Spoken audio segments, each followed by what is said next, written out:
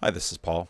Over the weekend, Saturday, I had a conversation with David Fuller, and you can find that conversation on Because it's a conversation that we and a lot of Rebel Wisdom.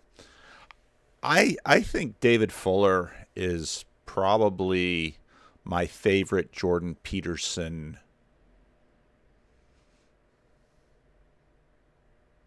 How would I my favorite Jordan Peterson relevance realization spokesperson.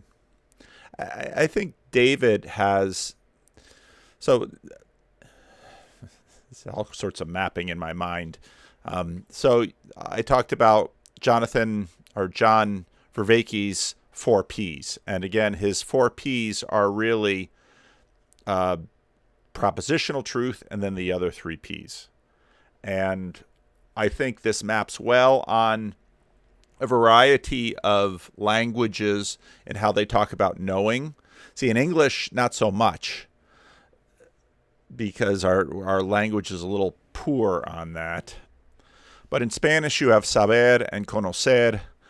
I would expect that in French and in a lot of the other Latin languages, the differences in knowing that John is sort of bringing out through his cognitive science, that fundamental contrast is there. That fundamental contrast you can also find in C.S. Lewis in his Reflections from a Woodshed, where he talks about looking at the light. So he's in a dark tool shed, and there's a beam of light coming in through a crack in the ceiling. And in the dark of the tool shed, via the little specks of dust that are in the tool shed, as many of you have probably had this kind of experience, you can see the light. Actually, I thought of it because I take pictures on vacation, and I took this picture in the Eastern Sierra, and one of my favorite trips is to drive down the valley, go up into the foothills, and then up over Tioga Pass in Yosemite, down the backside. I love the Eastern Sierra. It's desolate, it's dry, it's beautiful. And in the summer, you can get up over Tioga Pass, which is about 10,000 feet. And then from the Eastern Sierra, you can get over to canyon lands in Utah, southern Utah. Utah is just a beautiful, breathtaking state. All that desert is just glorious. But anyway, so I was taking pictures in the Eastern Sierra, and here we are looking. The clouds are helping us see the light as it is, and you can see the contrast between the clouds. And I don't know, these kinds of scenes just capture me. And you can get the sense from C.S. Lewis's Reflections from a Tool Shed about looking at the light. But as Lewis often mentions, there's looking through the light. And so he steps into the light and he looks up through the light and he sees outside the crack, out to this whole new world, or this whole world beyond the tool shed. And of course, Lewis is running all sorts of metaphors through that image. But Verveiki's ways of knowing, his four P's of, again, propositional is sort of looking at the light. Participatory, perspectival. I can never remember all four when I said. I always remember three. Participatory, perspectival. It's been that way forever. Anyway, but those threes are really one, and that's seeing through the light. It's, again, I've mentioned this before, it's the difference between being in love and watching someone in love. If you're watching someone in love, you can see a lot of the dynamics that are going on that the people in love are to some degree blind to. They might not even be blind to it, but that might not just be their priority, because once you're in the light, once you're in love, a lot of the other priorities of the propositional sort of fade away. All of this, I was just talking about David Fuller. Let's see how my OBS skills are. Oh, that's pretty good. So David Fuller is, I think, one of the best commenters. Again, I said relevance realization people, because he very quickly, right away, understood Peterson and saw it early and beat a path to his door in Toronto and did that interview that would become a glitch in the matrix and really launched Rebel Wisdom. Rebel Wisdom started at about the same time I started my channel. And again, it was providence, or maybe if you don't believe, it was dumb luck. Both of us sort of started right at the right time, but David knew what he was doing. I didn't, because I think he saw Peterson and the value of Peterson and the timing of Peterson almost right away. So David and I had this conversation about the Peterson Verveiki conversation, and then he did I guess they released it not too long ago, but he and Andrea, who is a part of our Discord community, and she has her own channel. Before the Verveiki conversation, those two had a really good conversation.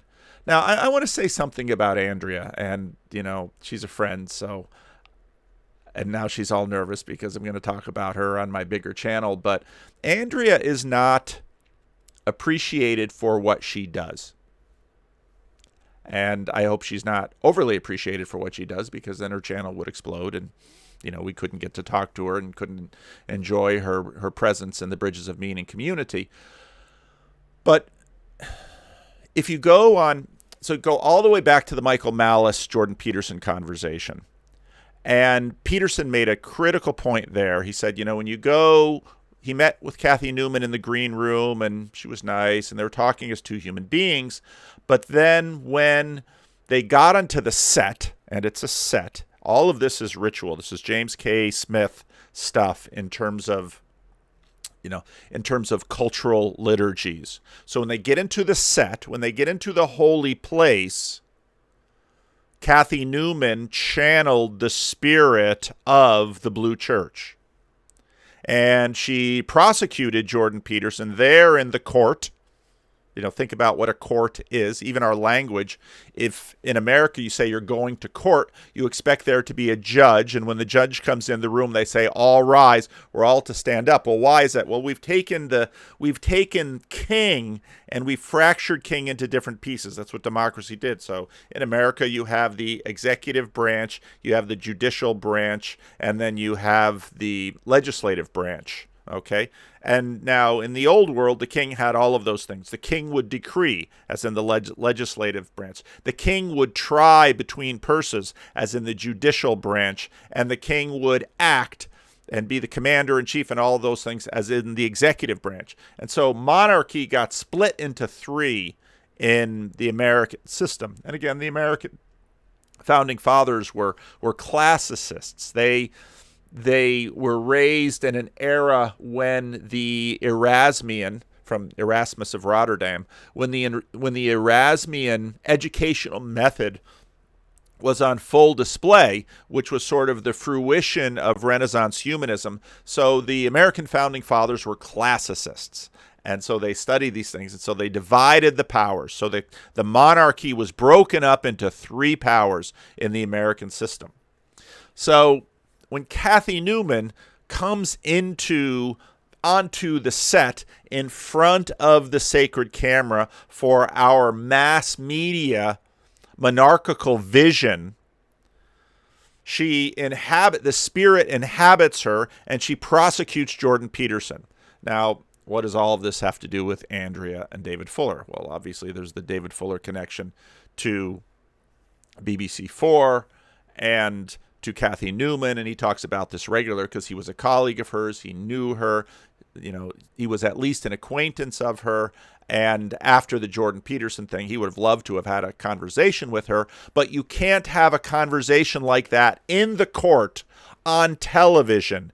The medium will not allow it. The spirits will not allow it. Now, a little bit later, I want to get into,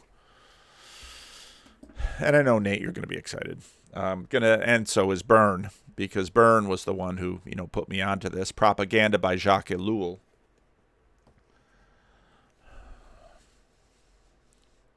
In a lot of ways, Andrea typifies this new media because she is not Kathy Newman. and I hope she doesn't aspire to ever be Kathy Newman. But when Andrea is doing an interview like this, she is very real. She is who she is. And I know when I did my conversation with Jonathan Peugeot and myself and her, I'd regularly see the comments, oh, what she's saying. And she has read the comments, and so she's internalized it. She says, I'm ridiculous. And Peugeot rightly said, you're not ridiculous. If you were ridiculous, we wouldn't talk to you. And so to me, it speaks volumes of David Fuller and Jonathan Peugeot that they give her interviews, because they don't need to. They both have, their platforms are of sufficient size that they don't need to talk to Andrea, but they give her their time. And, if you talk to Andrea and if you go on her channel, it's very enjoyable because it's a real conversation. What do I mean by that? It's not a Kathy Newman conversation. Well, what isn't real about Kathy Newman and that? Well, it's real, but it's a different reality. And it's very much the blue church, and it's the court of the blue church. And all of those dynamics that Peterson talked about that went into the creation of that blue church. Television time is very scarce. And so, all of that stuff that Peterson talked about in the Michael Malice video, it's all right. It's all right there that made the blue church the blue church. And this is where technology both creates the blue church and is destroying the blue church. And it's destroying the blue church through YouTube, because there's no end to the bandwidth with YouTube. And so about 250 people have seen this conversation so far. And I hope more see it on behalf of this. I won't play the whole conversation, but I thought the whole conversation was excellent. And again, some of you will watch it. And because it's not blue church, you will despise it. Well, probably not many of you, because you'll find my lack of blue. You'll find comments about my lack of blue church programming on my channel. You'll find them too. Is so much time? Yeah, so much time. And I that's just the way it is, baby. Because again, what I'm doing in these videos is exactly what Peterson talks about. It's a brain dump. And the fact that any of you watch it is because of the disruption of technology. And I watch it too. I watch long conversations between other people, and I'm right in the middle of dissecting this long conversation between John Verveiki and Jordan Peterson. And I know some of you look at me and say, well, why would you spend all that time dissecting that? Well, because there's gold there, and because I want to know, and because Peterson is important. And why spend time dissecting this? Well, I'm going to wind up dissecting more, because now that I'm talking, I'm thinking I really should start earlier with David's answer to how his relevance realization, figuring out why Peterson was important. So I think I'm going to play that too, because he first gave an answer. I guess they had a technical problem and they lost the first one. So and they talked about that early on. So what Andrea is doing here is I think very important, even though it's not blue church. It's part of this sense-making reality where Andrea, sort of like I'm doing, is posting in real time her figuring things out. Now the first challenge to this was, what was Peterson doing? Why was that important? Why did it capture the imagination of so many of us? And what I love about Andrea's interview here is she's sort of saying, well, it's sort of blue churchish to say, well, I'm doing this for the audience. And she said, no, I'm doing this for me, because I want to figure this out, because the certain stuckness that Western civilization found itself in, I was in that stuckness. And for a hot minute there, it sure looked like Jordan Peterson and the IDW were going to help. Now, there is a world of strangeness about that whole thing too, because we don't have any idea what's going on with that either. And again, I think David Fuller is one of the best explainers of that. And because he is both inside the light, he was, and he describes himself later in this video as, he was big into Bitcoin early and talked a lot of people into Bitcoin who have now done quite well when the price ran up. But he said, well, I sold my Bitcoin. So he's a classic early adopter. And again, if you go all the way back to my Brett Anderson conversation, I really should talk to Brett again. If you go all the way back to my Brett Anderson conversation, because that was a real Dealogos experience for me. Now, Dealogos, when it comes, now I'm going to get Calvinist on you. Dealogos, when it comes, is always a gift. Why do I say that? It's something we participate in. This is very much Verveiki and transjective, okay? Tim Keller used to say, you build an altar. Well, what did he mean by that? Well, he was grabbing onto the Elijah Carmel story. You have to build an altar, and then God's fire from heaven comes down. And so the Brett Anderson conversation was very much a Dealogos experience for me, because while we were having that conversation, I just had this sense of humanity as this giant, three-dimensional, enfleshed, embodied, I'm going to use machine because the machine age is still with us to a degree, but this entire thinking machine where it's almost this, humanity is almost this computational device working out a problem. This is where we get the sense of meaning in life. And yeah, it's not 64, it's 42. We're as a species, that's not even the best word to say it, because we are not separated from the world that we inhabit and the context and everything. But as a species, we are sort of the mouthpiece of the consciousness Congress that is working through the story that the Creator launched in this world. And that, I think of Tolkien and Iluvatar and the Silmarillion, where that's such a beautiful way that Tolkien gets at that. But,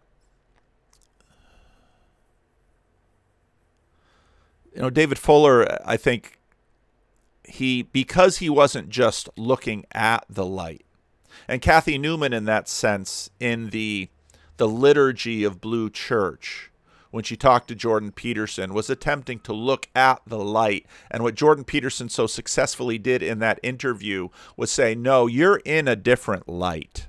And does that different light really make sense? And so Jordan Peterson sort of broke the frame, and he did it in a big public way, and Blue Church was exposed, which is interesting because, again, if you look at my commentary on the Barry Weiss conversation, which was fascinating at all sorts of levels.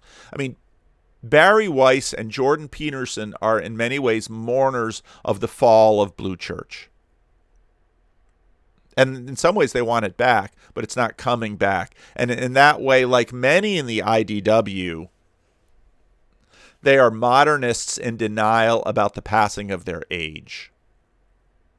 And Peterson, see, and this is where Verveiki is not IDW, because Verveiki, as Jordan said, you've always been a radical, and Peugeot is a radical. I'm a little less radical because, of course, I've got credentials in a Protestant church, and Protestant church is deeply blue, even though Protestant church in terms of American politics is also deeply red. And this is, again, part of the big picture. A lot of the videos that I did when I was talking about this article about how the civil rights movement basically cratered the mainline church, and mainline, I mean the Protestant establishment of the mid-20th century that reached its height during the Cold War. And that was really the height of Blue Church. But Peterson and the rest of the IDW were modernists in denial. And you see this perhaps best typified in Brett Weinstein and in the battles that he's been fighting, because he very much, Sam Harris too, they very much want to see the hegemony of the Blue Church continue, but that rationalistic right brain, that era is over. It's been disrupted by technology. It's not coming back.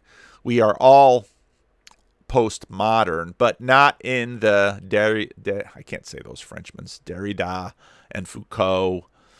Rafe just had a good conversation with John Verveiki on Rafe's channel about postmodernity. I only saw the first part of it, but what I saw I really liked, but I'm just so ADHD, I just flip between videos, and this one trumped that one for my late night listening last night. So, and that's why this one's getting a video today. Back to David Fuller.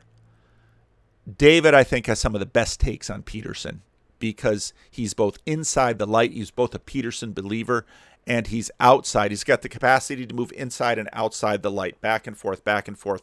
And that's often what we need because secularity continues to be the trade language of the world. Okay? But that is going away too. And it's a rather frightening thing to think about secularity going away. The beginning of my question and answer last Friday, I had this talk about the Orange Church in Canada, and whereas the individual in Bridges of Meaning is, he said, but we're going to need to find a system so that we don't kill each other. Yeah, that's what secularity did, because secularity arose as sort of a Protestant invention which the Catholics sort of collaborated on and assumed, which is a way for Protestants and Catholics to stop killing each other. And so secularity sort of became a resolution of Christendom, in that if we can't agree on the dogma or the doctrine, at least we can agree that we shouldn't kill each other. But the formation of secularity continued to be fundamentally Christian. And that's why it became sort of the secret second sister of the church.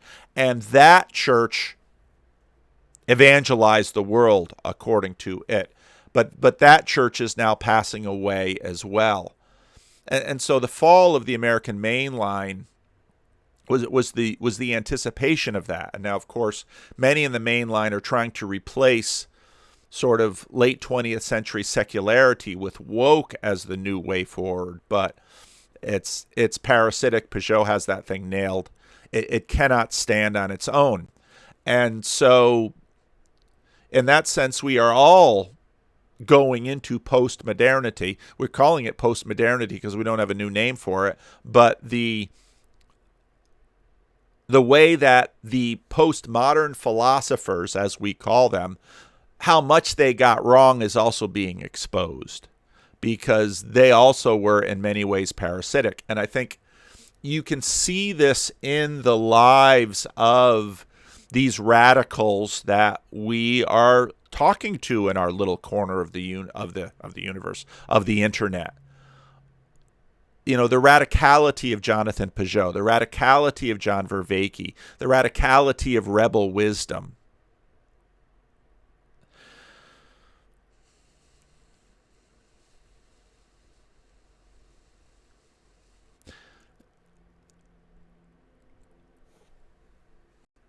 So a good way to understand Andrea's role in this is in some ways she's sort of the everyman, but she's a woman.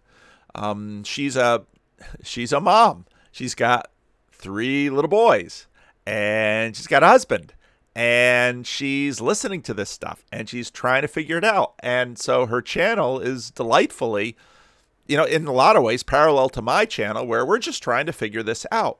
Now, because David Fuller has expertise and credentials, ironically, his channel is a little bit more in alignment with the liturgy of the passing phase. Now, that's not a knock in any way, because human beings need transitions, and his channel has different aspects. They have his members community, and if you want in on that, you can become a member of Rebel Wisdom. and participate in those communities. And David has invited me a couple of times to participate in some of those community meetings over Zoom, and I really like it. And I've told him that too. I think what you're doing with these communities is really important, and it's parallel to what I'm doing with,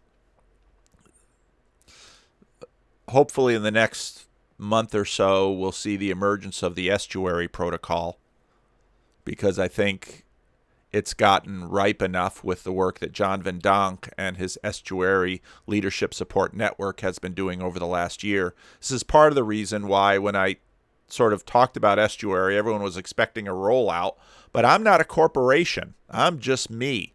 And this isn't something that Apple or Microsoft or Samsung are rolling out as a consumer product. This is something participatory that we are putting together in real time. And so when I talked about Estuary and people picked up on the idea, and that's why I said there is no the Estuary that Paul is rolling out. This is something we are going to build together. And John Van Donk, who has been a partner with me very early on in this thing, took it and ran with it and I said, yeah, I'll support you. And same with Sherry Harkin and her artists network. She's doing videos. Andrea was a part of this. It's been very interesting to see the way that so many of the critical leaders in what I call Estuary are women. And I think there's real reason for that. And so many of them are moms. Because here's the thing, what moms know how to, it's not really multitasking, it's a lot of task switching, but moms know how to multitask. Moms know how to organize children. Moms have a very practical sense of getting things done because you have to as a mom. And so I think there's very much, even though my channel is quite male, the moms have power and influence far beyond their numbers in this Estuary space. And so Andrea is very much a leader in Bridges of Meaning.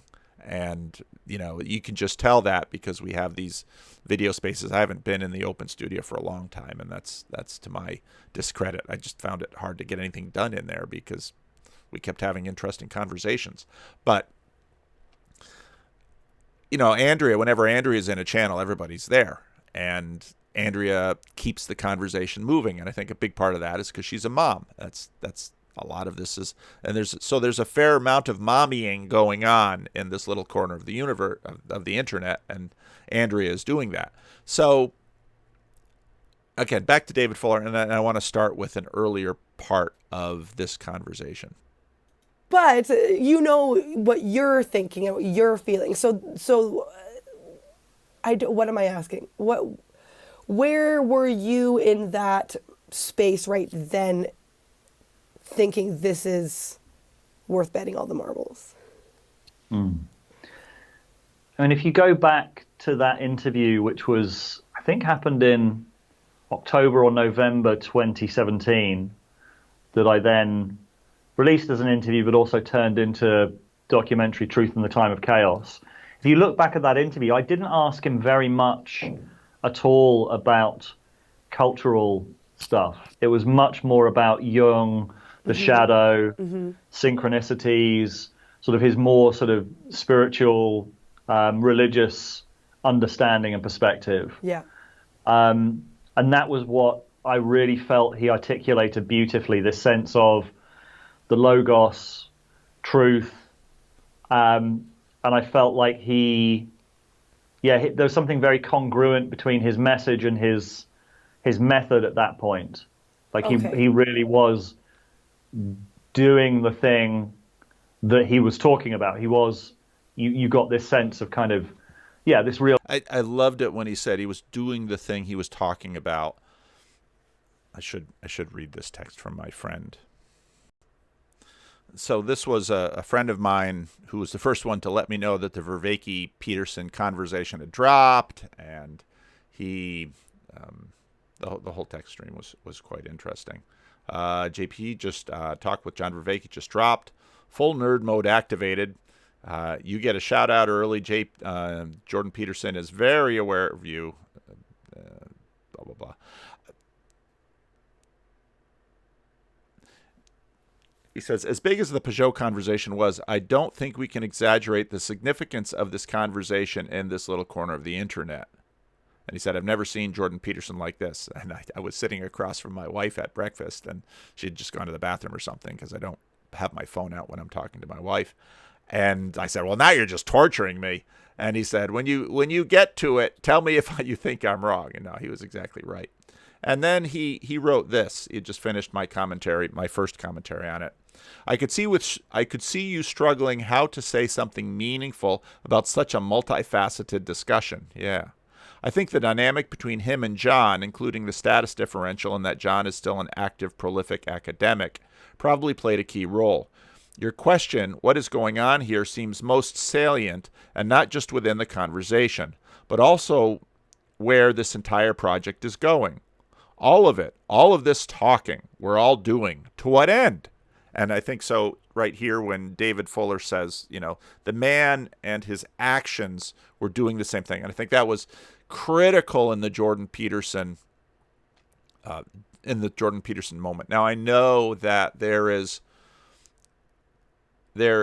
in Canada and perhaps at University of Toronto, there are differences of opinion as to did Jordan... In fact, this was a big conversation on the internet. Did Jordan freak out unnecessarily? Was it really as bad as Jordan says it is?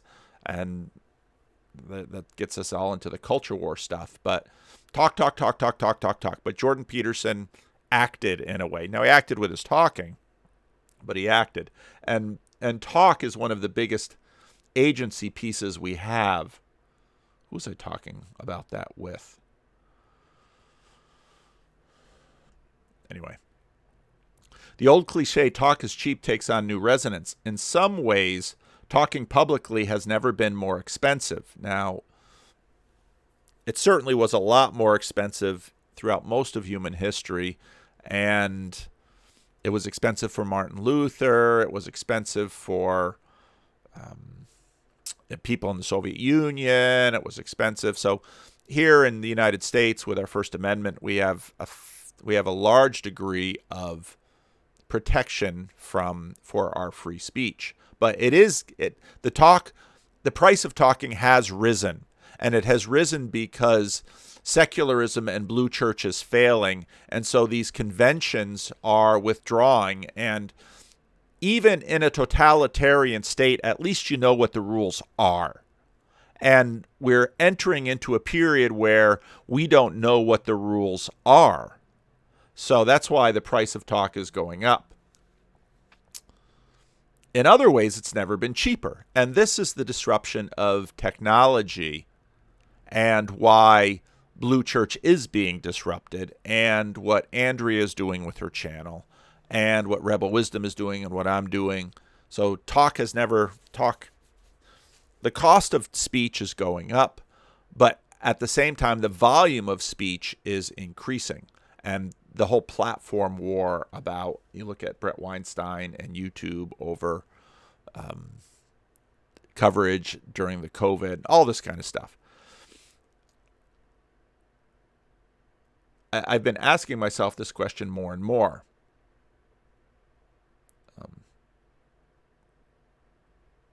And I think my friend is exactly right in this. And if maybe I can lure him onto my channel and do a conversation that we tape, but because I know he'll watch this and he knows I'm talking about him.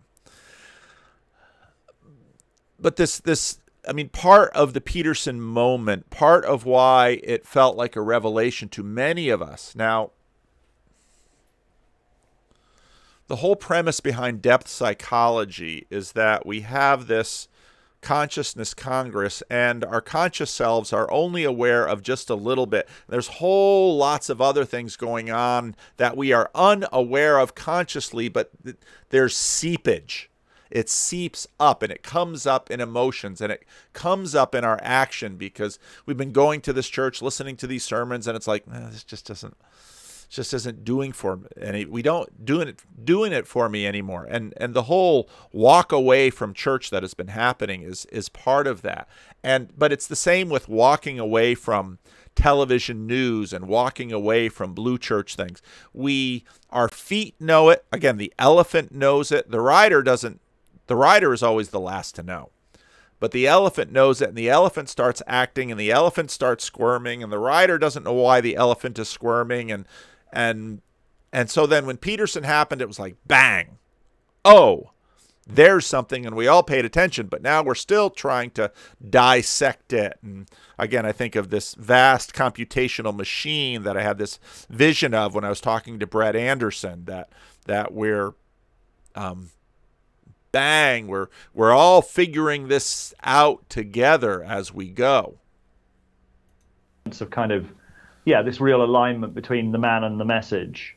Okay. And that cut through at the time. That I just felt, and also just having a sense of the cultural conversation, having a sense of where it got stuck. It was like, this is the thing that we need to unstick so many of these kind of stuck points.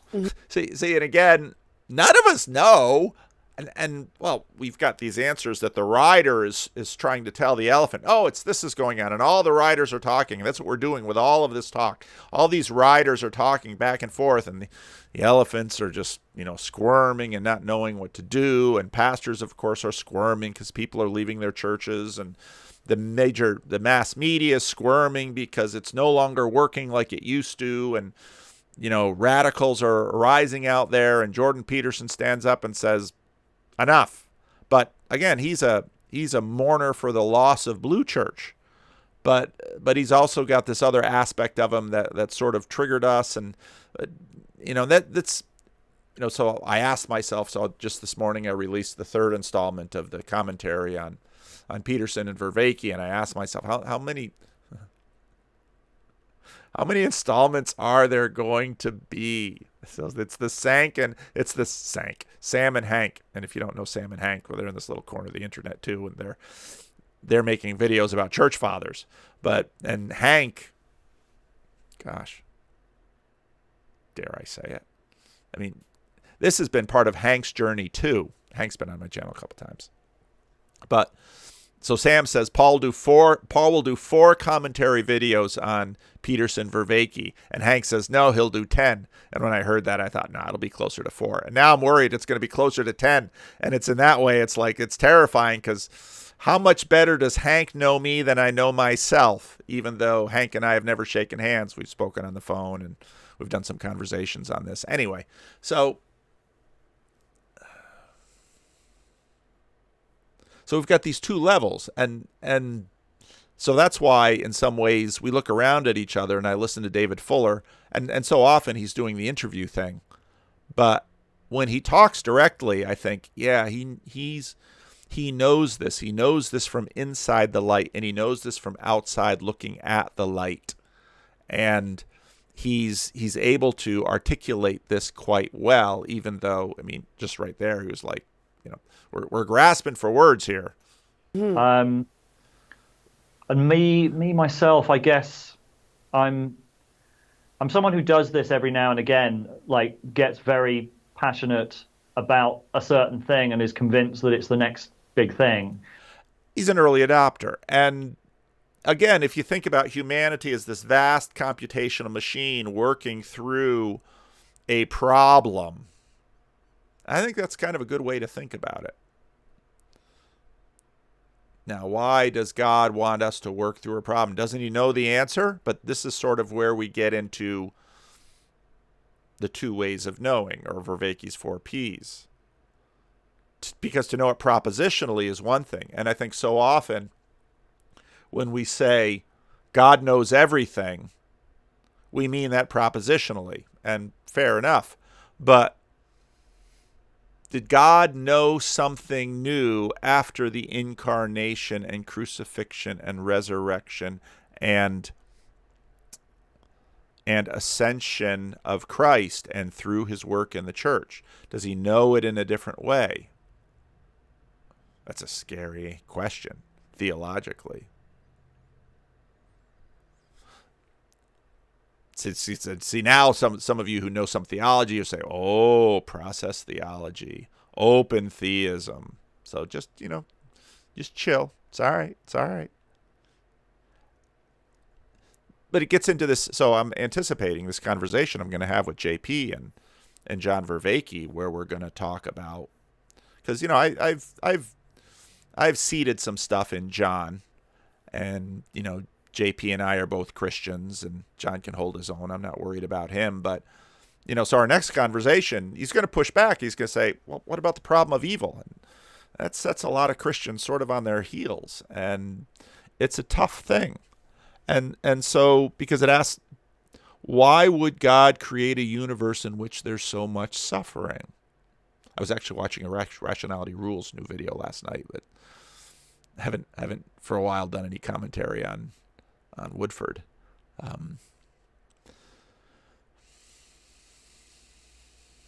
It's a very difficult question, and so we are working through these things. And again, we're not trying to come up with a propositional answer.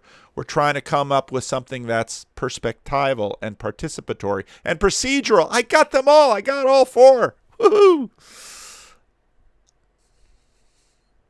And I think that's really what the Peugeot Peterson conversation about theosis is about, because theosis is, in a sense, the final realization. And again, Verveiki knows exactly the double-edged sort of relevance realization, and in some ways his relevance realization is right there with his 4 Ps, because realization is both propositional, but it's also participatory, perspectival, procedural. It's both of those, and that's why I think part of also his transjective also has this, because when I come to you,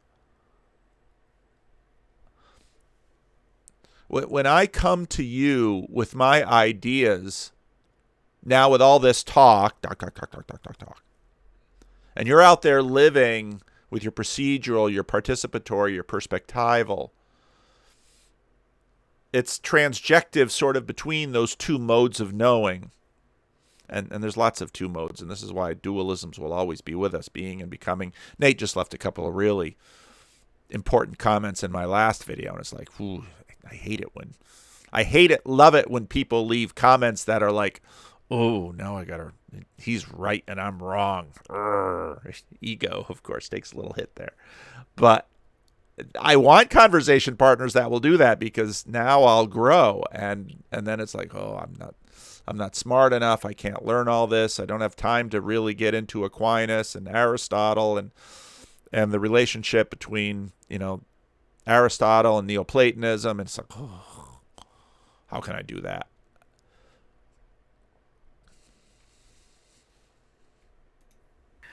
And sometimes Guys, I'm right. This is the next big thing, and then you're. Well, I did. Sometimes I'm right, and then sometimes I'm right, and I don't stick with it. Like I had loads of Bitcoin a while ago, and then I and this is the early adopter's dilemma. kind of sold them, and I told loads of people about Bitcoin. There's lots of people who are very wealthy because I told them about Bitcoin like 5, 6, 7 years ago. But personally, and I hope they're supporting Rebel Wisdom. I had quite a few, and then ended up selling them because I don't have that much sort of sticking power. So yeah, there was this sense. So I've done this many times of sort of seeing what the next. See, and this is what you won't get in the court of Blue Church. David brings himself to this interview, and Andrea helps bring that out of him, because we have lots of ways she's not putting on airs. She's very authentic. She's very real. And she says, she's showing him, I can do this in public. And this is why in the Kathy Newman interview, Jordan Peterson broke the internet, when she was going through the procedures of the court of Blue Church. And Jordan Peterson just said, nope, this, nope. And afterwards, of course, Peterson's like, and he's not Peterson isn't a professional person. Well, he did plenty of Ontario public television, so he knew some of it. But he's like, what happened? I had a conversation with a real person in the Blue Room with Kathy Newman, and suddenly we got into court, and it'd be like, yeah, well, you might bump into the judge over at the coffee shop and talk about politics, but when you get into court, all rise, he's got robes on, he's behind a bench, he's got the authority and the power of state. It's a different arena, and so the agents in the arena are different, okay? But here in this conversation, David Fuller can sort of do a little disclosing, and this is kind of how I am, and this is where I am in the giant computational machine that is the story of heaven and earth. Big thing might be, but then haven't really followed through. Oh, but luckily Peterson, it happened quick. You're like, oh, I didn't have to jettison you. he stuck around. Well, he stuck around until he didn't. It's like, so. See, what's Andrea doing here? She's also, and in a sense, she's also figuring it out in time in front of the camera. I should really finish my sentences, because as my wife continually reminds me, when I don't finish my sentence, she doesn't always know how it's going to end. Although she's pretty good at guessing now after 33 years. But, yeah, got to finish my sentences. But see, this is authenticity. Well, we love authenticity. And so this is authentic. And that's sort of the new, but authentic is messy. This is so perfect. So there's the first and the second wave, but the second wave, there's a space in between, because he was going full tilt, like you were saying, and then had to leave because of his wife's illness and then his own. And but he left, but many didn't. And we were all still there on Twitter. We were all still there. And the IDW fell apart when he was gone. And that was the last time I spoke with you, was about, what is this IDW thing? Is it even a thing? And what could it be? And all those things. But it's now I get even more clarity looking back. It was just one thing, because you were in your little sum up video. It wasn't a sum up video. It was like promoting the courses that you guys are. It just came out yesterday, is it? Yeah. Sorry. Yeah. So it was perfect. I'm like, oh, this is fueling my interview with David for tomorrow. So you guys and so this is what's funny too, because I have to do self-critique in these things, because when Jordan Peterson lets out his inner voice talking to John Verveiki, I worry about his mental health. But when Andrea does it, I don't worry about it at all, because this is just what Andrea does. And that also shows in some ways Peterson as a mourner of the fall of Blue Church. I commented on Twitter a couple of weeks ago, because the first thumbnail that came out of the Peugeot-Peterson conversation had just a still, like I often do it, from Jonathan Peugeot in that interview, and they photoshopped that into the thumbnail. A few days later, out comes a new thumbnail of the same interview with Peugeot in a coat.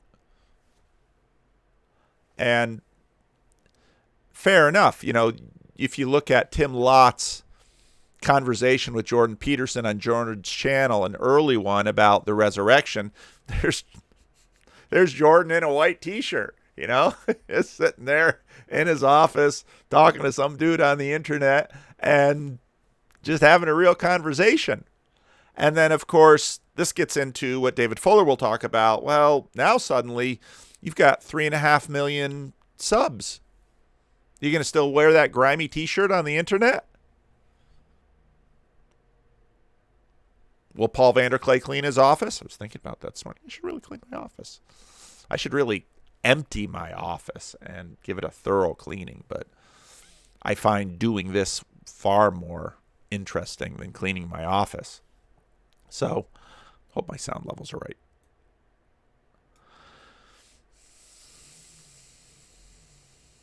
Now Peterson wears a coat. And fair enough. That's, again, these are all liturgies, and these liturgies signal things to us.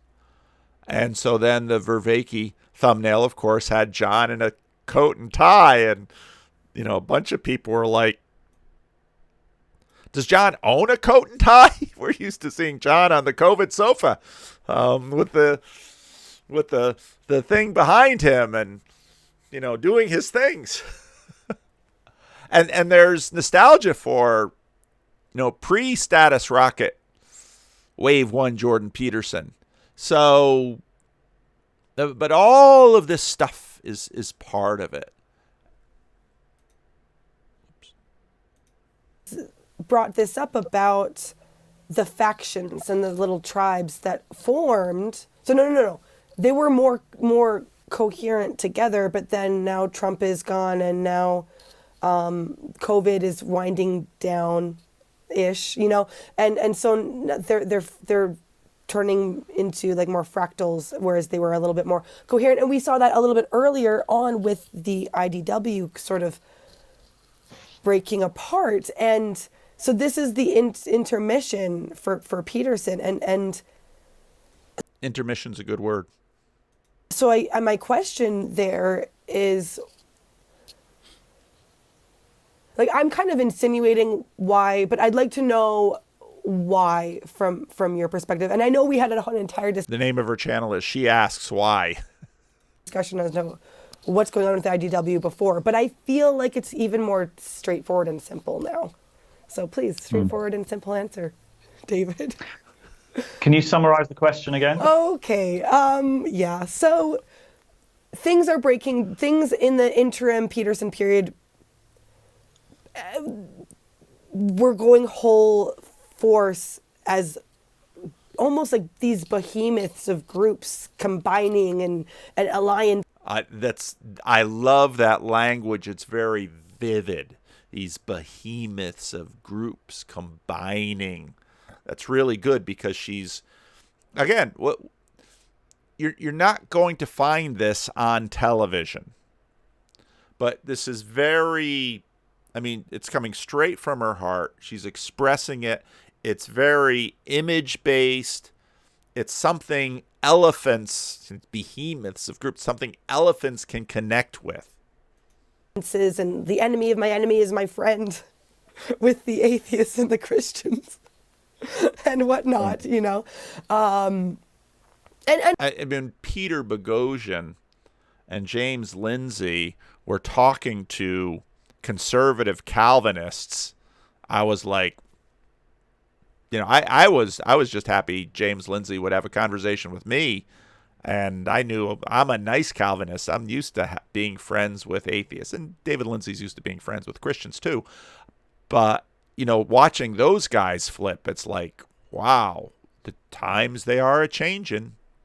And others, and they really formed these groups, IDW being one of them. And then, intellectual dark web, for those of you who don't know.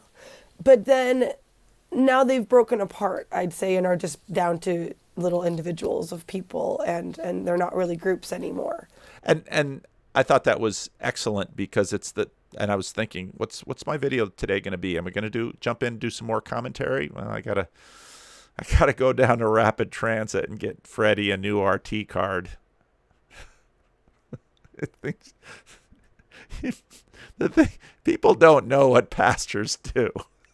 We unclog toilets. We go down to regional transit. We give people rides. We deal with the insane. That's what pastors do. So I just want to know, in that interim. Anyway, I didn't finish my sentence. The rise and fall of the IDW. Why did the IDW fail? And even just phrasing it that way, fail at what? Did they fail? No, they didn't fail completely. But what were we hoping for from them? What did we want to imagine? So yesterday was the 5th of July, which was a holiday, because the 4th was on Sunday. So I took the day off, and I don't really ever take a day off. I do, but I just love what I do so much. It's like, oh, good, I get to do some reading today. And so I was reading Jacques Ellul's Propaganda.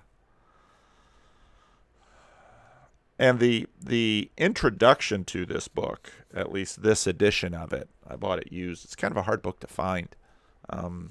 Was outstanding. I was thinking I might read it in this video. I only have it in paper, so I was thinking maybe I should copy it and I can put it up on the screen. We'll see what I do. Maybe I will, maybe I won't. Who knows? Period, why they stayed together so well, and now they've sort of fizzled out. Yeah. I mean, the intellectual dark web is something, again, that we covered quite a lot on Rebel Wisdom. And I think they sold themselves as being non-tribal. But I think, as many people have pointed out, they were a tribe. They were, they had their own sort of tribal alliances. And there was a sense that they split along different lines, especially in the run-up to the election in 2020. And Peterson was absent for that. I wonder, if he hadn't been absent, how that might have played out. That's a really interesting thought experiment.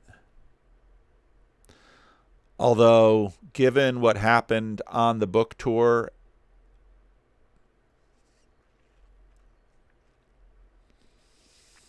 I don't know that it would make much of a difference. And whether it might have played out in a different way. Mm-hmm.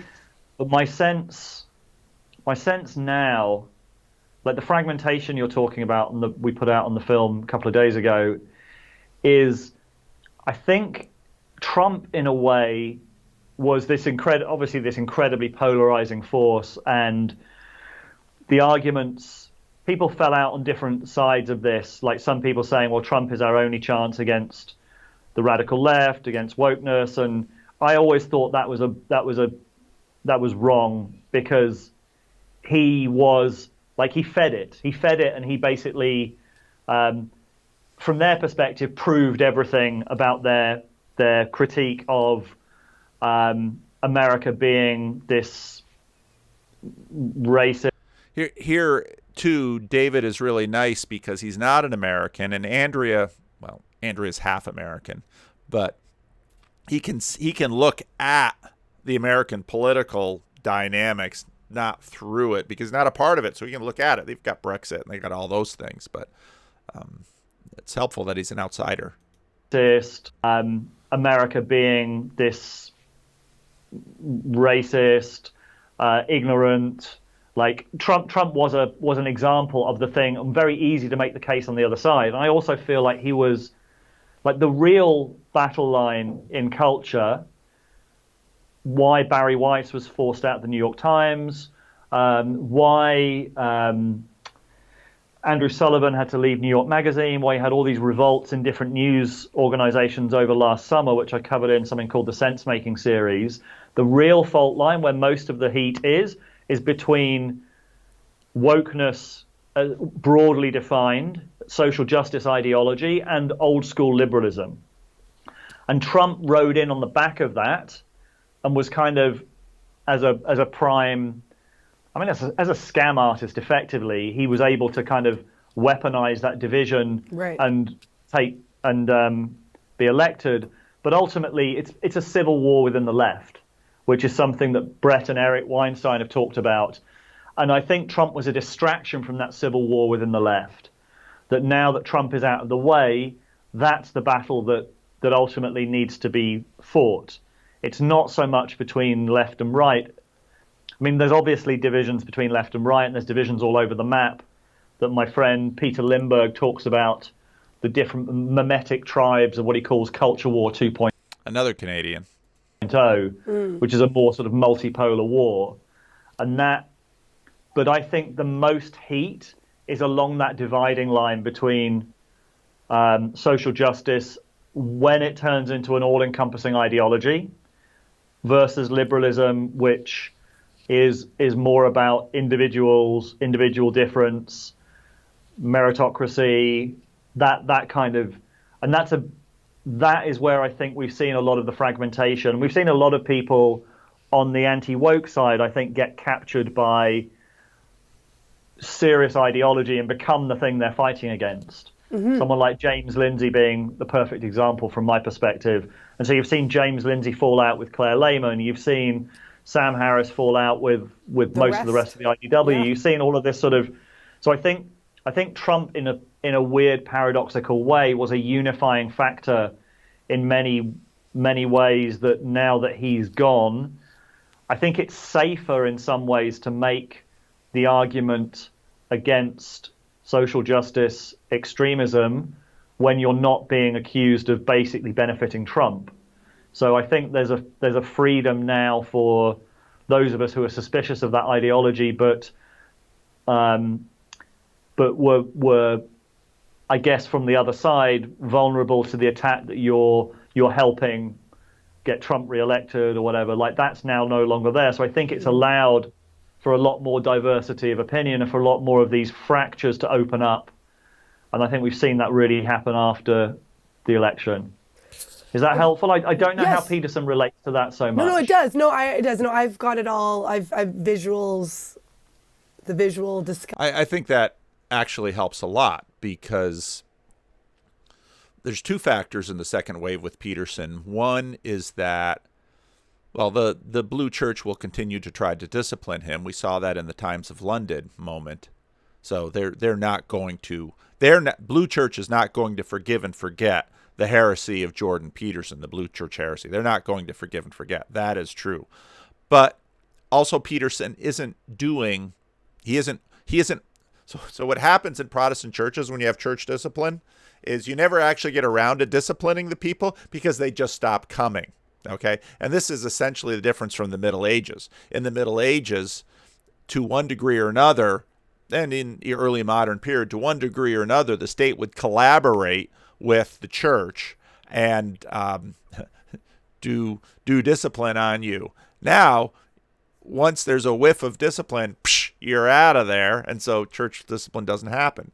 And so as long as Jordan Peterson stays off the airways or cable TV, they'll leave him alone because, well, he'll do his little thing on YouTube, and YouTube hasn't taken him down and all that stuff. So the waves are different too. But I think his point about Trump and Peterson is right. A big part of what made that first wave what it was Trump.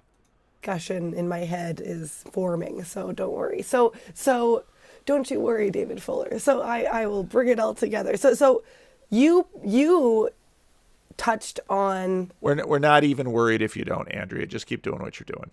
The heart of Peterson's message. You saw, in your little, I can see things happen sometimes. You saw this sort of more, I will say spiritual, but psychological. Spiritual's a good word. /spiritual sort of things. Yet in his absence, but no, people, but many people picked up on the political side of him.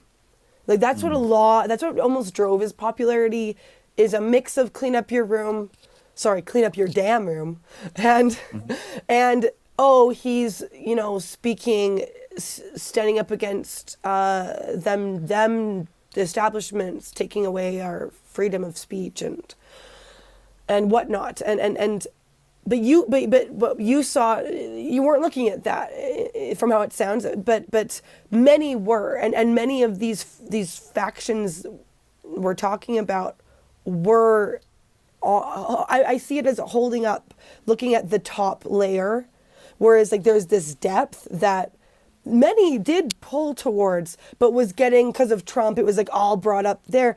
But then Trump goes away, and all this COVID stuff is still kind of here, but not as intense. And see, again, what's she doing?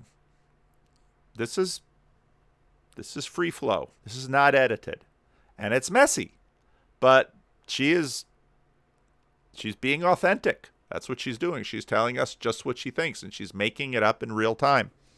So, nothing to unite in that big way around there. And so now and then Peterson is, I I will say, like, he's a broken man now, and I don't think it's bad to be broken, because I think that's where we can grow, and we can be truly humbled. It's a lot of Christianity coming out right in there. So he's a different person. He's not both of those things. He seems to be in that yearning space. And she did record this. They had this conversation before the Verveiki Peterson video was released. And many are still in the political space, but I've moved on. And I feel like Rebel Wisdom very much, you guys have actually not really gotten as involved, but like you said it early on, you did the IDW sort of pieces and whatnot. But I feel like you guys have been able to sort of stick with that more higher level, but deeper level spiritual space. And that's what I think is left when, like, the burning away of what's the, I don't want to say trivial human matters, but when you are looking to have what's left. What's left when you clear away the sort of bickering over, like, right and left. And when you clear out that dead wood. It does seem to have this depth. And so that brings us to the second Peterson wave, or Peterson number 2. And so that's what I want to, I guess, look into, because like it's I kind of accidentally explained he's different. He is different.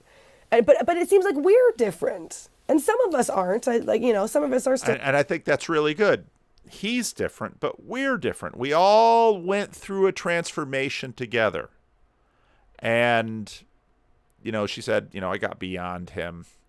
And so, a lot of people, well, why are we still talking about Peterson? Well, we're not just talking about Peterson. We're talking about us, and we're getting beyond it, and we're wrestling with my friend's text question. Talk is more expensive, but talk has never been cheaper. Both of those things at the same time. Still, like, wrapped up in that, political layer. But it feels like we've gone through almost, like, I mean me. Like, I feel different from the first time, but I don't know that I'm alone. So that's what I want to get your opinion on. Is that we've kind of been brought on this journey with Peterson, and it's because of him, but it's not because of him. It's like you said, he's touched on something, and we're going through it, and so I'm one. So we're all of us talkers, all of us riders up here, and we're trying to get a sense. Okay, we're all riding elephants, and maybe we're going to monkey with this metaphor a little bit, because get a little bit more Jungian on it, because the elephants are sort of a collective unconscious. And we're all sort of riding up here, and we're all talking, but in some ways we have individual elephants, but the funny thing about a herd is that, and you can watch this, schools of fish, herds of sheep, they move as herds, they move as one, and that's what a herd does. And so the elephants are moving underneath, and so all of us riders on top are talking, and we're trying to figure it out. Wondering what is this new, and I do think that Rebel Wisdom is pushing forward in this space. So that's what I want to know. What is happening in this second Peterson era?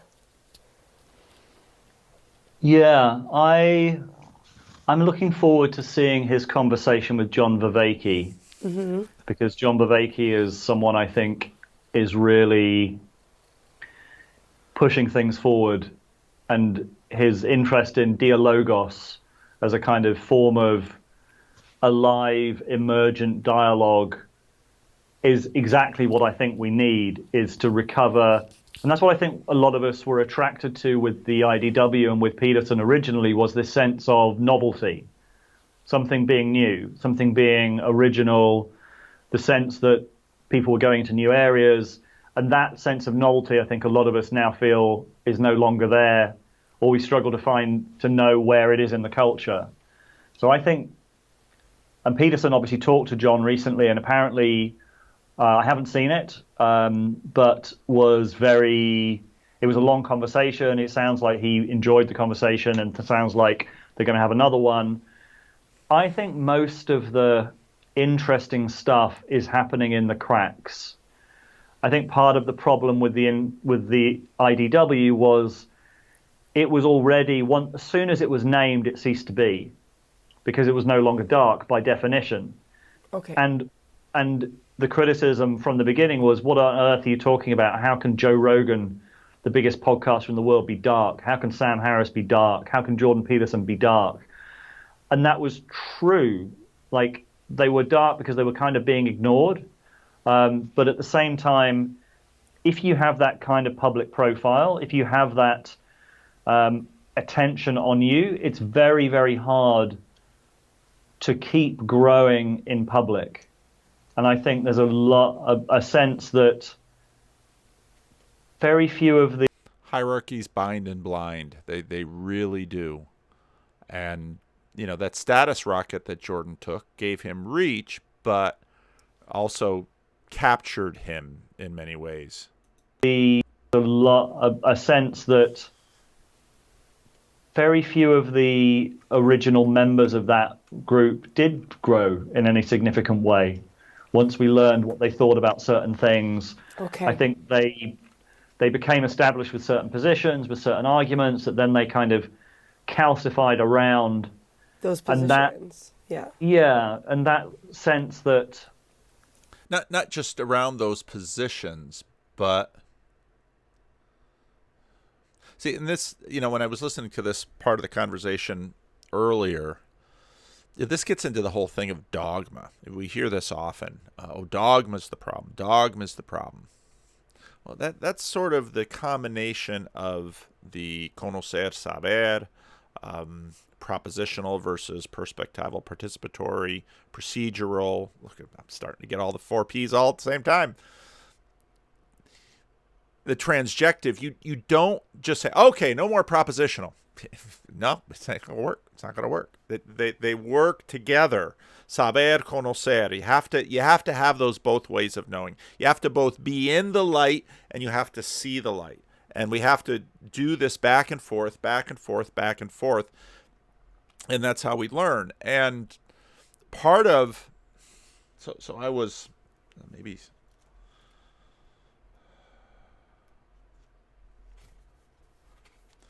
what was interesting about, I haven't finished the book by any means, I only just started, but maybe now's a good time to read some of this book. Okay, now this book was written in 1965. I think a lot of it was written in 62. This is a Vintage Books edition from 1973, and this introduction was written in 1965. That is important. And if you read Marsden's Twilight of the American Enlightenment, you get a sense for the kinds of anxieties that were out there in the 50s and 60s about authenticity. Very much was an existential age, and so the anxiety was about freedom. And I began reading this because a lot of my thinking about principalities and powers is about, well, what are we, and do we think, and how do we think? And again, I'm thinking about this vast computational machine. So I'm just going to read the introduction. It's not very long, but I think it'll help give a sense of what's going on in this book. Jacques Ellul's view of propaganda and his approach to the study of propaganda are new. The principal difference between his thought edifice and most other literature on propaganda is that Ellul regards propaganda as a sociological phenomenon rather than something made by certain people for certain purposes. When David Fuller talks about, I think, the fall and death of the IDW, it's because in some ways its members fell into propaganda. Not that they put out propaganda, but they sort of fell into it. Propaganda exists and thrives. It is the Siamese twin of our technological society. Only in the technological society can there be anything of the type and order of magnitude of modern propaganda, which is with us forever, and only with the all-pervading effects that flow from propaganda can the technological society hold itself together and further expand. Now, we're reading, this is written at the height of mid-modernity. When you get into, let's see if I have his book here. When you get into, it's the book that launched this channel in many ways. I don't see it right now. When you get into Neil Postman's Amusing Ourselves to Death, in some ways, part of how that book can be understood as is the beginning of the decay of this thing, this hyper thing that Ellul is writing about. Most people are easy prey for propaganda, Ellul says, because of their firm but entirely erroneous conviction that it is composed of only lies and tall stories, and that, conversely, what is true cannot be propaganda. But modern propaganda has long disdained the ridiculous lies of past and outmoded forms of propaganda. It operates instead with many different kinds of truth: half-truth, limited truth, truth out of context. Even Goebbels, the propaganda minister of Adolf Hitler, always insisted that the Wehrmacht, that's the professional German army, communiques be as accurate as possible. A second basic misconception that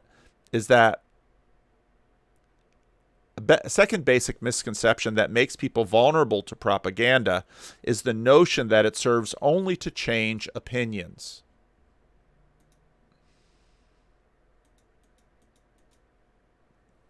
That is one of its aims, but a limited subordinate one.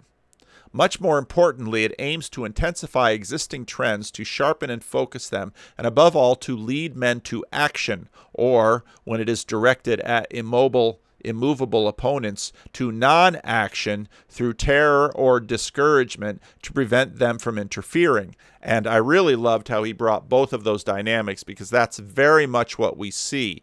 We see, on one hand, this demand for action. You hear this in the new woke church. Oh, we have to combat racism right now, and even if it means tearing everything apart, this is the need of the moment. Or inaction.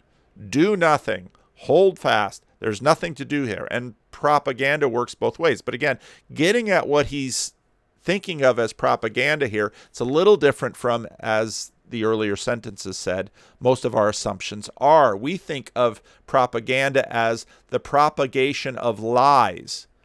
Now, what he sees is that our entire process is embedded in a technological society of a certain making. Therefore, Ellul distinguishes various forms of propaganda and calls his book Propagandes, I guess in French, propagandas. What did they do with the English? Well, they left it as singular in English. Well, that's very interesting. That plural is one of the keys of this concept. The most trenchant distinction made by Ellul is between agitation propaganda and integration propaganda. The former leads men from mere resentment to rebellion. The latter aims at making them adjust themselves to desired patterns. Now, part of what the anxiety, and George Marsden writes about this well in The Twilight of the American Mind. I should probably pull that up just so you can see the cover of the book. The Twilight of the American Enlightenment, which 1950s, and the Crisis of Liberal Belief. This was a Bancroft Prize lecture, and it's an audible book as well as it is in print. And he talks about this anxiety that was going on in the 1950s in American culture of the corporate man, of the suit. And of course, that broke out then in the counterculture of wearing your hair long and tie-dye shirts and bell bottoms and, against the man, this whole revolutionary ethos that we've sort of that has sort of become at the center. And of course, this is very Peugeotian, where you take what should be at the fringe, because the counterculture, they literally wore fringes. You take the fringe and you put it at the center, and then, well, everything then starts to break down and mess up. The most trenchant distinction made by Ellul is between agitation propaganda and integration propaganda. The former leads men from mere resentment to rebellion. The latter aims at making them adjust themselves to desired patterns. The two types rely on entirely different means. Both exist all over the world. Integration propaganda is needed especially for the technological society to flourish, and its technological means, mass media among them, in turn, to make integration propaganda possible. And so, you see this as classically in, let's say, a communist revolution where you bombard people with propaganda, agitation propaganda, to mobilize them for action, but then you need integration propaganda to keep them docile. And of course, in 1984,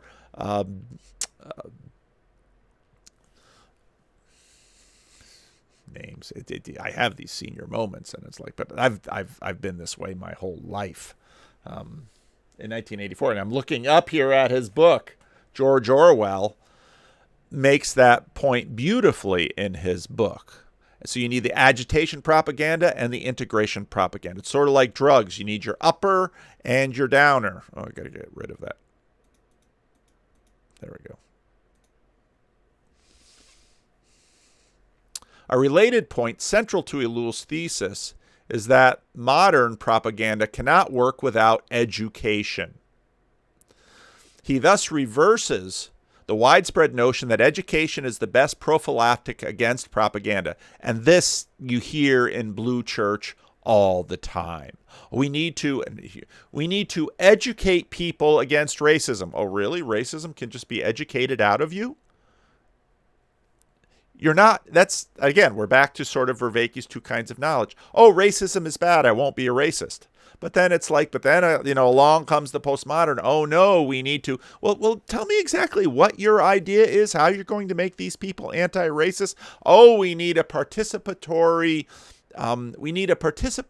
sort of way of knowing. We need a conocer way of knowing so that we can, like Adam knew his wife. That's the kind of knowledge we need. Thus, he reverses the widespread notion that education is the best prophylactic against propaganda. On the contrary, he says, education, or what usually goes by the word in the modern world, is the absolute prerequisite of propaganda. And you can see some of the Michael Malice anarchism themes coming through here. In fact, education is largely identical with what Ellul calls pre-propaganda, the conditioning of minds with vast amounts of incoherent information, already dispensed for ulterior motives and posing as facts and as education. And again, with the whole fake news and post-fact era, you can see this stuff, playing itself out.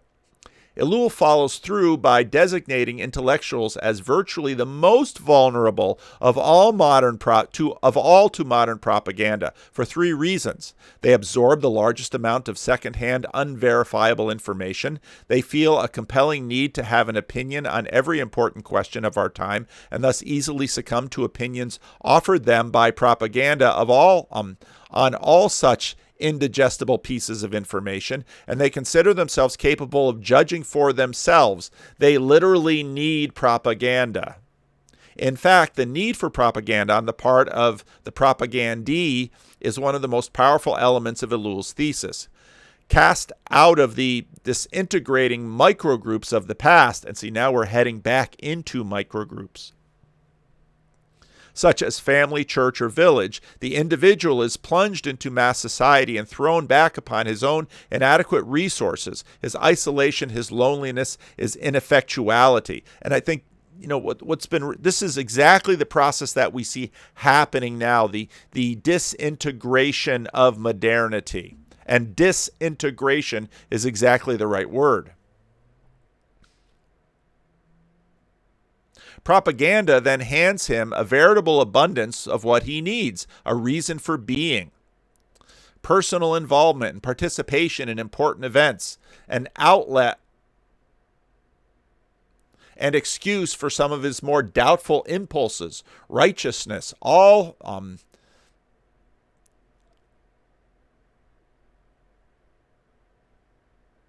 all fastidious, to be sure, all more or less spurious, but he drinks it all in and asks for more. Without this intense collaboration by the propagandee and the propagandist, the propagandist would be helpless. In other words, we beg for propaganda. We beg for it from our news sources. We beg for it all over the place. Thus, propaganda, by first creating pseudo-needs through pre-propaganda and then providing pseudo-satisfactions for them, is pernicious. Can wholesome propaganda be made for a wholesome cause? Can democracy, Christianity, humanism be propagated by modern propaganda techniques? Now, again, it's important. This is being written in the early 60s, which means the thought process is coming out of the 1950s. And I should probably look more into Ellul's biographical information to read this better, but that's not unimportant because the time we're living in now is in some ways a fulfillment of some of this. Ellul traces the similarities among all propaganda efforts, communist, Nazi, democratic. He thinks that no one can use this intrinsically undemocratic weapon, sort of like the Ring of Sauron, or rather abandon himself to it unscathed or without undergoing deep transformations in the process. This is some of what David Fuller is going to talk about in terms of what happened with Jordan Peterson and the IDW. He shows the inevitable unwilled propaganda effects of which the good propagandist is unaware, the fallout from any major propaganda activity, and all its pernicious consequences. Most pernicious of all, the process once fully launched tends to become irreversible. Ellul critically reviews what most American authors have written on the subject of propaganda and mass media, having studied the literature of Lasswell and Reisman with great thoroughness. Accepting some of their findings, he rejects others, particularly the effort to gauge the effects of propaganda.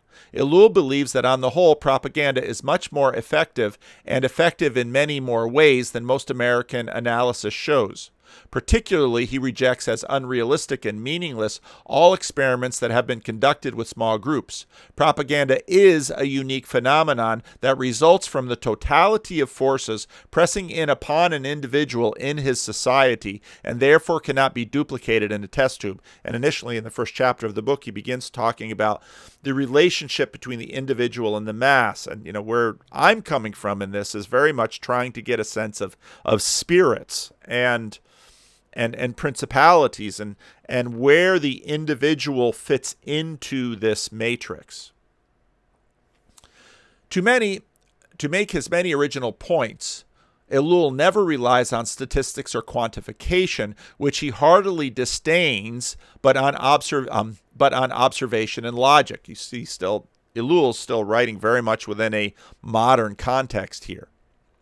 His treatise is a fully integrated structure of thought in which every piece fits in with all others, be it 100 pages apart. In this respect, his work resembles Schopenhauer's The World as Will and Idea, of which the philosopher said that the reader, really to understand this book, must read it twice because no page of the book could be fully understood without knowledge of the whole. That's really true of any book. Any good book, at least. The process can hardly be suggested to the reader in our busy days, but he ought to be warned that to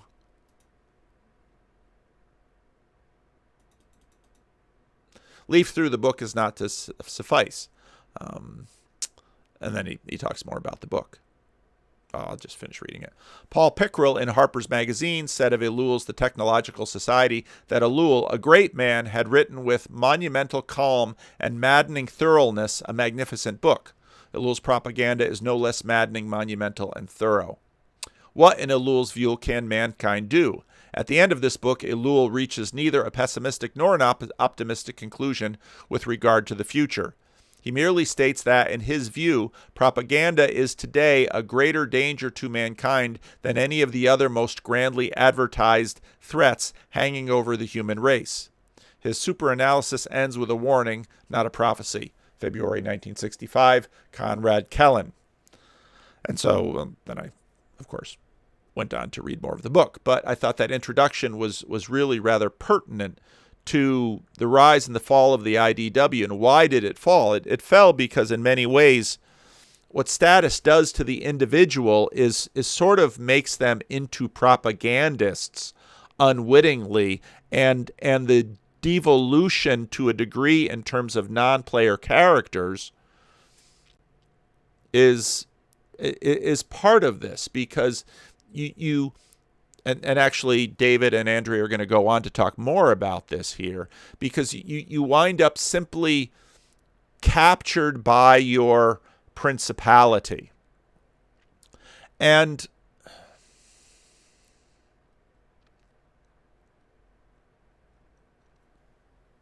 so in my conversation with David that I had on his channel, I briefly talked about institutions, but I think that is clear here, because you need to have the right kinds of institutions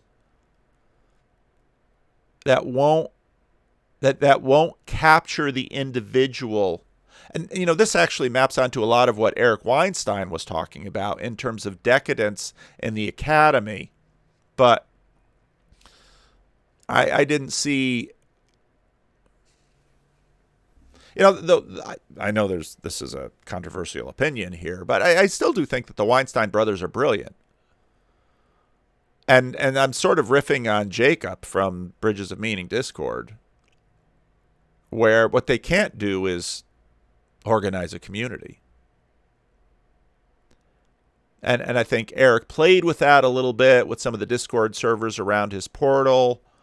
I don't know what Brett is doing with that in that space, but I get the sense that Brett and Heather are just trying to make a living, and that's part of this.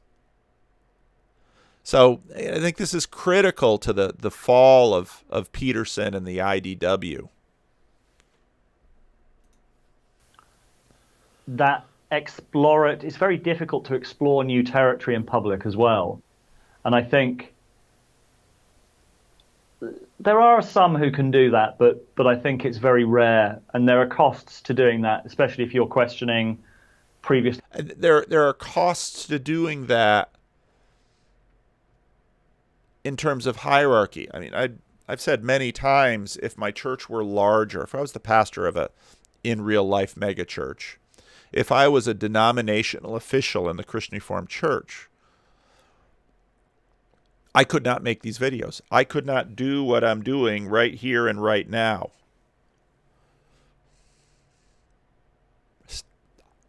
Status binds and blinds. Held positions. Mm-hmm. So I think... Sorry to interrupt. And I think in many ways, when you look at Jesus shows what happens when you don't play this game. They come for you and they kill you. But of course, if you really believe in a resurrection and in a life after death, you can do so responsibly. You can be killed responsibly. By death, you can do that, but I think it's very rare, and there are costs to doing that, especially if you're questioning previously held positions. Mm-hmm. So I think by definition... And in all fairness, I mean, the church, you need dogma, but your dogma has to be held in just the right way. A lot of the more interesting stuff is going on at a lower level. I'd say John Verveiki is someone to check out. A lot of the conversations that my friend Peter Lindbergh is having at the Stoa, that's a really interesting place to check out. And then to realize what stops people growing. There are incentive structures that stop people growing. People just get used to a certain type of content. What do you mean incentive structures? Like following incentives, following views, or following controversy, or following certain narratives. Like being cancelled is good for business, for example. Okay. Audience capture exists as a thing. Once you establish a certain position, once you've got a certain audience, it's difficult to challenge that audience. They don't like being challenged. People don't like being challenged, really. None of us do. YouTube has a comments thread. If you're a YouTube creator, you get to learn what your audience likes, what they don't like. A lot of people, and every time Jordan Peterson says like, well, 98% of the I get likes 98% of the time, and it's like, yeah, so do I. That tells you nothing, especially with long form content like this. It's actually the negative comments that are the most valuable, and the comments that critique. And part of the reason you get so many likes is because if you have, the way you can see a video and decide to watch it later is to hit like, and you can find it again.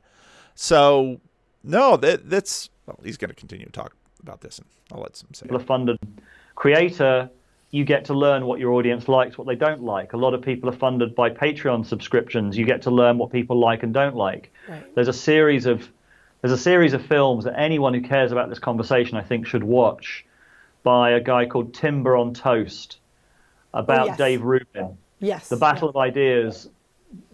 That sketches out audience capture. It sketches out what happens to someone who, I believe, started as a good faith actor, Dave Rubin, how he got captured by his audience, how he started producing content that they wanted to see, how if you go down that level, if you go down that path, it's very difficult to come back. It's very difficult to pursue truth if you're worried about what other people will think, and it's very, very difficult to pursue truth if you get aligned incentives, meaning if you have a quid pro quo with certain people that you don't criticize because you want to get on their podcast, and you get these little ecosystems of belief that all have their taboos and all have their things you can say and things you can't say. And of course, that's been the church, right? The things you can say, things you can't say. And, part of what I've wanted to do is, and I say to small groups, I say, to the group, there's nothing you can't say in this group. Well, don't attack another person, attack an idea. But if you're honest about it, say it. Because as a pastor, I can't work with you if you don't say it, because I won't know. And you learn, and I think all of these people got subject to that. I mean, Jordan Peterson included. Like, what now the Peterson industry is a thing.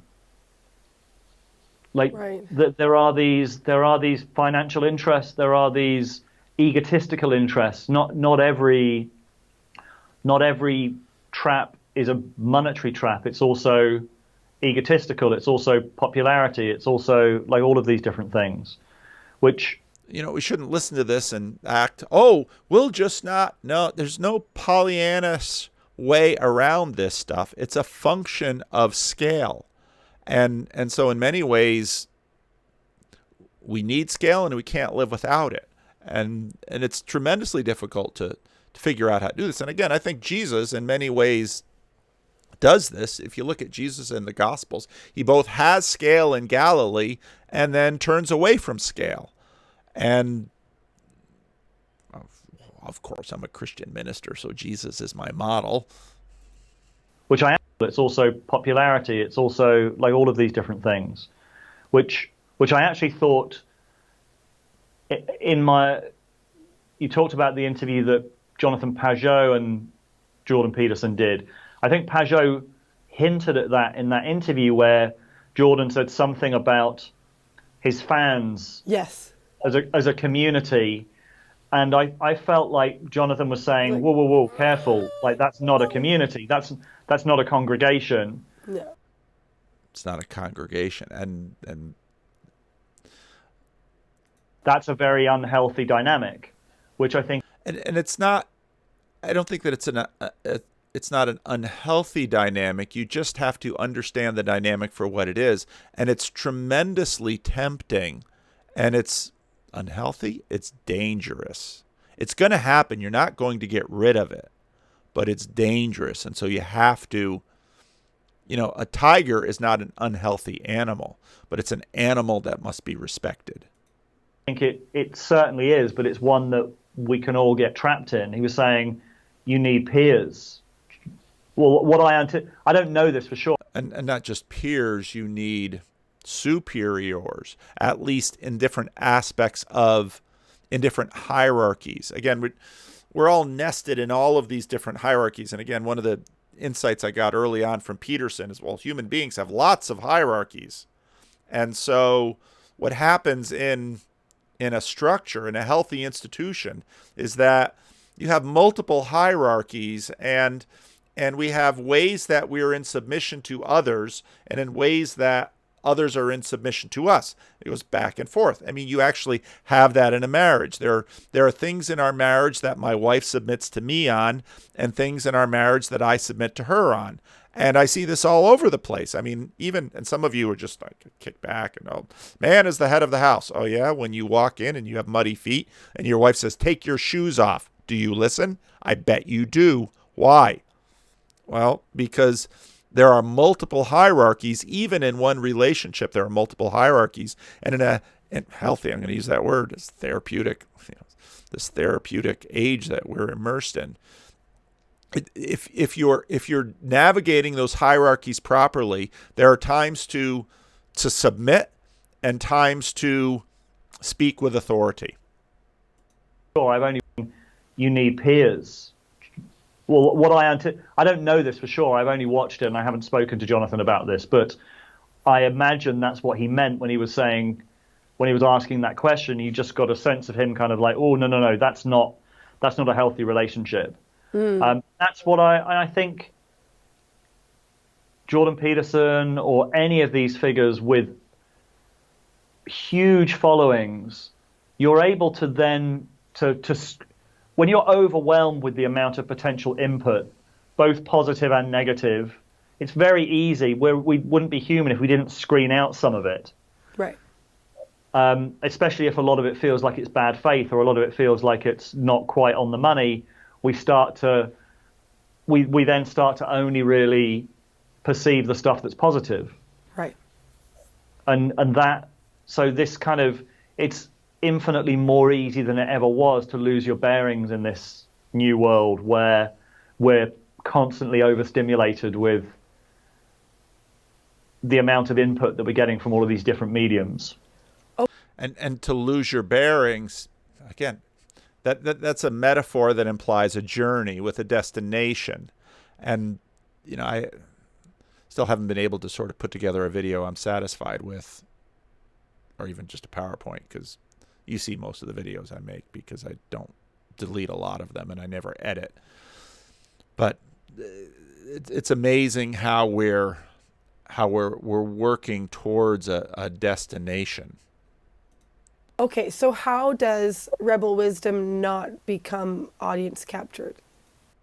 So that's a great question, and he answers it well. But I'm gonna leave some meat on the bone here, so you'll go to Andrea's channel and give her an opportunity for audience capture, or to deal with that temptation. Because again, I think Andrea's doing a great job, and I thought this was a great interview. I thought her first interview with David Fuller was outstanding, and so I think that's going to wrap this up. And yeah, check out their conversation, and like and subscribe to Andrea's channel. Just give her a little thumbs up, give her a little encouragement, because we need more conversations like this. And again, to go back, the smallness of it, let's not despise small things. The smallness of it is really, I think I would rather have lots of little channels that are, and that's what, in a sense, what a church is. It's all these